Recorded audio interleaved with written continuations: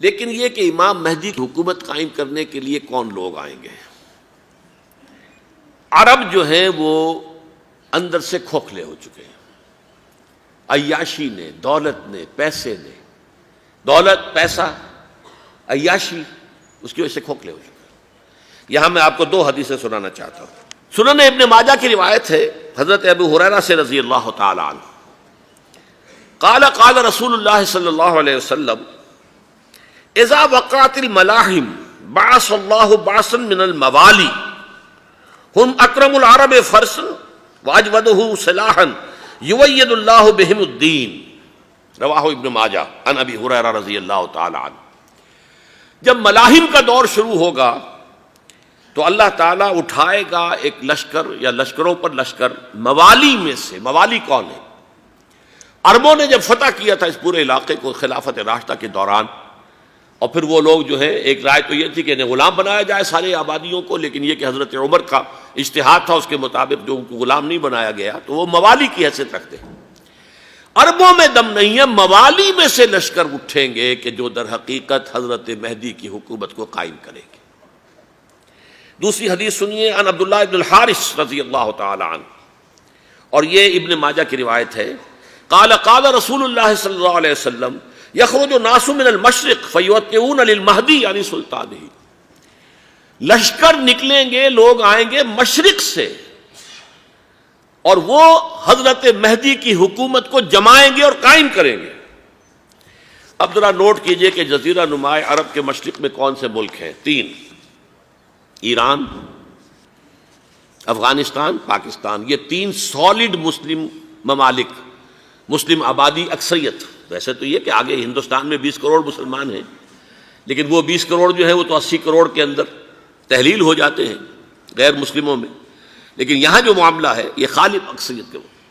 ان میں سے ایران کا معاملہ جہاں تک ہے، نمبر 1 یہ کہ وہ شیعہ عقائد کے حصار میں بند ہے، اس سے ادھر ادھر ہونا اس کے لیے ممکن نہیں۔ حدیث میں یہ بھی آتا کہ اصفہان سے 70,000 یہودی دجال کا ساتھ دیں گے۔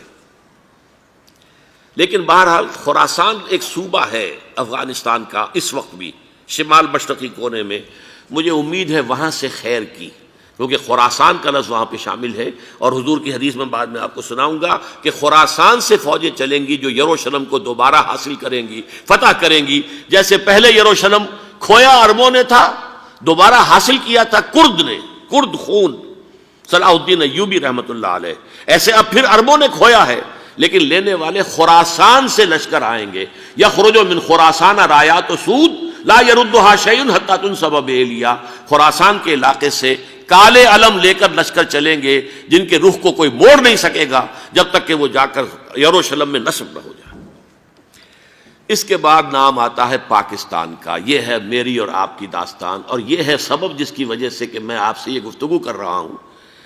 اصل میں تو کس لیے؟ محض ایک علمی استفادہ، محض اپنی بات آراء کو ظاہر کرنے کا شوق نہیں، بلکہ یہ کہ اپنی ذمہ داری ہم پہچانیں کہ ہم کس مقام پر کھڑے ہیں۔ دیکھیے، اس پاکستان کے بارے میں یا ہندوستان کے بارے میں علامہ اقبال نے کہا تھا اپنے ترانہ ملی میں، میر عرب کو آئی ٹھنڈی ہوا جہاں سے، میرا وطن وہی ہے، میرا وطن وہی ہے۔ اور مجھے بتایا گیا کہ سنن ابی داؤد میں یہ روایت موجود ہے کہ حضور نے فرمایا کہ ہندوستان کی طرف سے مجھے ٹھنڈی ہوا آتی، اگرچہ مجھے وہ حدیث ابھی نہیں ملی ہے، لیکن حزب التحریر کا ایک کارڈ مجھے ملا تھا، تو اس میں اس حدیث کا اور اس میں ابو داؤد کا روایت کا حوالہ موجود تھا۔ لیکن میں جو چیز آپ کو بتا چکا ہوں وہ یہ کہ الف ثانی کا پورا تجدیدی کارنامہ اس ہندوستان کی سرزمین میں ہوا۔ مجدد الف ثانی شیخ احمد سرندی، شاہ ولی اللہ دہلوی، سید احمد بریلوی، وہ تو ہمارے پاکستان میں آ کر جو ہے ان کا خون جذب ہوا ارض پاکستان میں۔ پھر شیخ الہند مولانا محمود حسن۔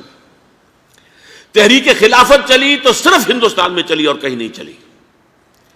آزادی کی تحریک چلی پوری دنیا میں، وہ نیشنلزم کی بنیاد پر چلی، ملے نیشنلزم، عرب نیشنلزم، ترک نیشنلزم۔ ہمارے ہاں چلی تو اسلام کے نام پر، پاکستان کا مطلب کیا؟ لا الہ الا اللہ۔ پھر پاکستان قائم ہوا معجزے کے طور پر، بلکہ نازل ہوا ہے لیلۃ القدر میں، انا انزلناہ فی لیلۃ القدر، جیسے قرآن نازل ہوا لیلۃ القدر میں، یہ پاکستان بھی نازل ہوا لیلۃ القدر میں۔ اس کا برقرار رہنا ابھی تک معجزہ ہے۔ ہندو یہ سمجھتا تھا، کانگریس سمجھتی تھی کہ جھٹپٹ ختم ہو جائے گا۔ پھر یہ کہ اس کا قرارداد مقاصد کا پاس ہو جانا، مزید بھی اور اضافی دفعات دستور میں آ جانا، اب کمرشل انٹرسٹ کو ربا قرار دے کر حرام قرار دینا، یہ سارے لینڈ مارکس ہیں کہ جو اشارہ کر رہے ہیں کسی چیز کی طرف، معاملہ کدھر جا رہا ہے۔ پھر یہ کہ یہ جو 14ویں صدی کے مجدد تھے شیخ الہند، اس کے بعد سے کچھ ایسی شخصیتیں عظیم پیدا ہوئی ہیں ہند میں، جن کو میں سمجھتا ہوں کہ 14ویں صدی کے مجدد اور 15ویں صدی کے مجدد کے درمیان یہ 15ویں صدی کے مجدد کی راہ کو سیدھا کرنے والے، جیسے کہ حضرت یحییٰ نے کہا تھا میں تو آنے والے کا راستہ سیدھا کر رہا ہوں حضرت عیسیٰ کے لیے، ایسے ہی 15ویں صدی کے لیے امام مہدی کے لیے راستہ صاف کرنے والے سب سے پہلے علامہ اقبال، جنہوں نے اسلام کا تصور دین کی حیثیت سے دوبارہ زندہ کیا ہے، ورنہ اسلام ایک مذہب کی شکل اختیار کر چکا تھا۔ پھر مولانا مودودی، مولانا ابوالکلام آزاد حکومت الہیہ کے نعرے کے ساتھ میدان میں آئے۔ یہ اقبال نے جو تصور پیش کیا تھا اس پر عملی جد و جہد کے لیے حزب اللہ قائم ہوئی۔ نوٹ کر لیجئے 11 برس کا فرق ہے عمر کا علامہ اقبال کے اور ابوالکلام کے، اور 1913 میں جب حزب اللہ قائم کی ہے اس وقت علامہ اقبال کی ملی شاعری اپنے عروج کو پہنچ چکی تھی۔ پھر یہ کہ علامہ اقبال کے بعد تعمیل جو ہے اس کام کی وہ ابوالکلام نے کی، لیکن روایتی علماء کی شدید مخالفت کی وجہ سے وہ بددل ہو کر چھوڑ گئے، کانگریس میں شامل ہو گئے، بساط جو ہے حزب اللہ کی انہوں نے لپیٹ دی۔ پھر مولانا مودودی آئے، انہوں نے وہ ڈور جو ہے اس کا سرا تھاما، جماعت اسلامی قائم کی حکومت الہیہ ہی کے قیام کے لیے۔ اگرچہ میرے نزدیک یہ کہ وہ انتخابی اور ایک قومی سیاست کی ایک جماعت بن کر پاکستان میں جو ہے دلدل میں پھنس گئی ہے، اب ہم اس کی کوشش کر رہے ہیں، تنظیم اسلامی اور یہ تحریک خلافت جس کے تحت یہ جلسہ ہو رہا ہے، یہ ساری چیزیں وہ ہیں کہ آپ کو سوائے پاکستان کے اور کہیں نہیں ملیں گی پوری دنیا میں۔